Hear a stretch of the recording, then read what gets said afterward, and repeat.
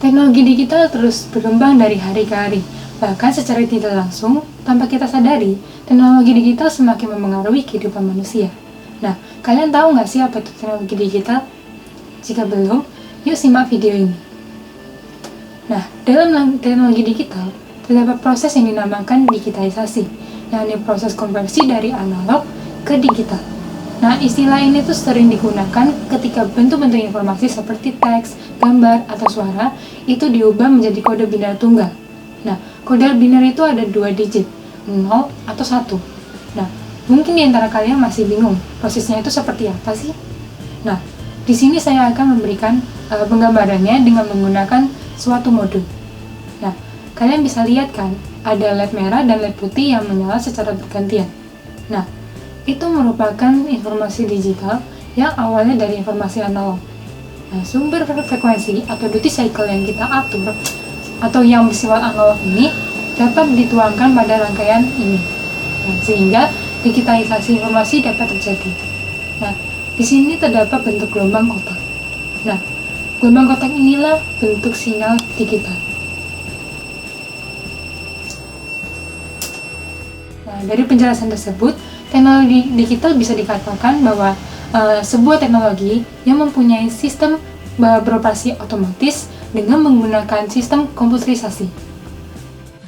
Gak bisa dipungkiri bahwa teknologi digital ini sudah menjadi bagian yang terpenting dalam kehidupan sehari-hari. Nah, semua orang sekarang sudah bergantung pada teknologi digital, salah satunya smartphone.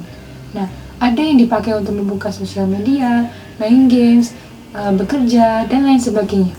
Nah, selain itu, ada juga nih yang dipakai untuk mengendalikan robot.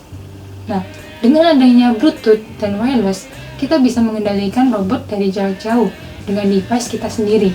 Nah, teknologi digital sangat membantu kita, terutama semasa pandemi COVID-19 ini, itu terasa banget manfaatnya. Nah, di masa pandemi ini, kita tidak mudah bertemu secara langsung. Pasti ada aturan-aturan seperti social distancing, jumlah kapasitas orang dalam suatu ruangan, dan lain sebagainya. Nah, untungnya dengan adanya teknologi digital, kita masih bisa bertemu dengan orang-orang secara virtual dengan bantuan teknologi digital tertentunya. Nah, kegiatan studi bisa dilakukan secara daring atau juga bisa disebut e-learning. Nah, seminar-seminar sekarang juga sudah mengarah pada webinar atau singkatannya web seminar, sehingga kita pun bisa mengikuti seminar dari jarak jauh. Nah, seperti yang sudah dijelaskan sebelumnya, di balik teknologi-teknologi era sekarang ini seperti handphone, komputer, laptop, dan sebagainya itu terdapat kode biner yang merupakan bahasa mesin. Nah, kalian pasti tahu programming kan? Nah, ide atau pemikiran manusia yang bersifat analog ini dapat dituangkan pada software programming tersebut, sehingga digitalisasi informasi dapat terjadi. Nah, dalam programming itu terdapat proses penyesuaian bahasa kita ke bahasa mesin. Nah, proses ini disebut compiling. Nah, untuk memahami proses tersebut tidaklah mudah. Kita hanya bisa sebatas pada memprogram dengan bahasa kita terutama. Nah, untuk memahaminya itu kita perlu belajar ekstra, mempelajari proses di balik teknologi-teknologi ini. Sebagai generasi muda, kita harus mempersiapkan diri agar kita bisa beradaptasi dan sukses di era digital ini. Nah, salah satunya dengan cara belajar mengenal dasar-dasar dari teknologi itu sendiri. Saat ini saya melakukan adaptive learning tentang teknologi digital, khususnya di bidang elektronika dan programming. Selain itu, saya coba membentuk komunitas belajar sains teknologi berupa sanggar sebagai wadah berbagi kepada teman-teman. Nah, cara belajar adaptifnya dengan cara project-based learning yang berbasis STEM, Science, Technology, Engineering, and Math. Nah, dari sini kita bisa belajar mengenal beberapa komponen dan modul elektronika, salah satunya dalam penerapan digital. Selain itu, kita juga perlu belajar mengenal bahasa coding, karena di era digital ini mayoritas menggunakan coding.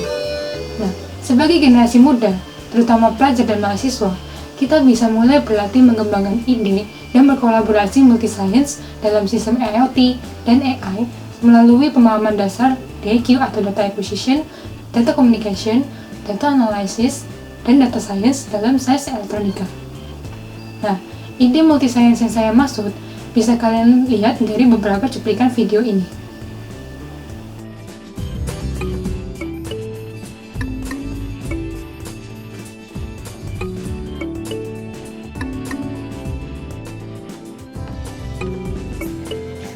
Ada.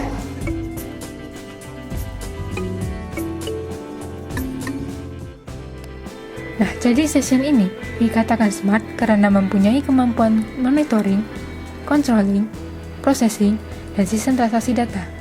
Nah, dengan demikian, diharapkan Smart USPS ini mampu memenuhi kebutuhan masyarakat dalam hal sarana pengisian energi untuk kendaraan listrik secara aman, efektif, dan efisien.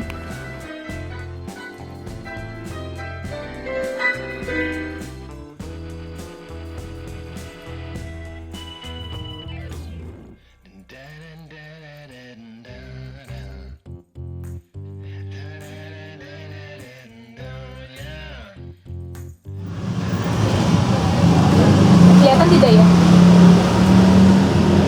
Halo? Permisi. Lihat. Oke, saya mulai. Iya, sudah muncul. Silahkan dilanjut. Nah, jadi grafiknya seperti ini. Ini Sampai ke grafik ya. Nah, secara real time datanya. Jadi mereka terus berjalan.